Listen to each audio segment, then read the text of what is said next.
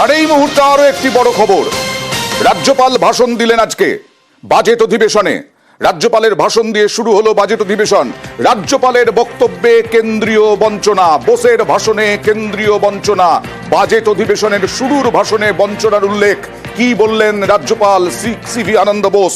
সরাসরি চলে যাব প্রতিনিধি আবিরের কাছে।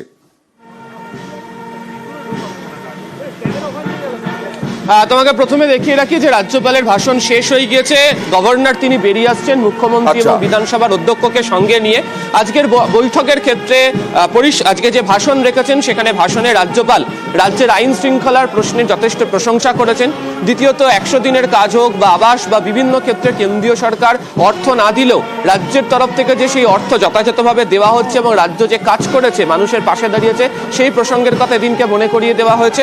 এবং যে গত শিল্প সম্মেলনে সেখানে রাজ্য সরকার শিল্প স্থাপনের ক্ষেত্রে কি গুরুত্বপূর্ণ ভূমিকা গ্রহণ করেছে, শিল্পের ক্ষেত্রে রাজ্য যে যথাযথভাবে উদ্যোগ নিয়েছে সেই প্রসঙ্গের কথাও এদিনকে বলতে শোনা গিয়েছে হচ্ছে রাজ্যপালকে।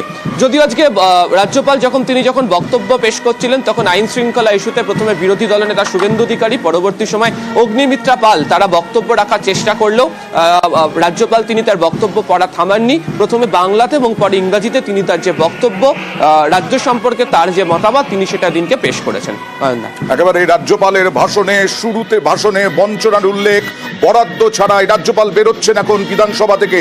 রাজ্যপাল বেরিয়ে যাচ্ছেন বিধানসভা থেকে, রাজ্যপাল বেরিয়ে যাচ্ছেন। আমরা দেখতে পাচ্ছি আবির যে রাজ্যপালের বক্তৃতা শেষ হয়েছে, বাংলা এবং ইংরেজি উভয়তেই তিনি ভাষণ দিয়েছেন এবং তাতে কেন্দ্রীয় বঞ্চনার যে বারবার তৃণমূল সমালোচনা করেছে, অভিযোগ করেছে, সেই অভিযোগ ছিল রাজ্যপালের ভাষণে।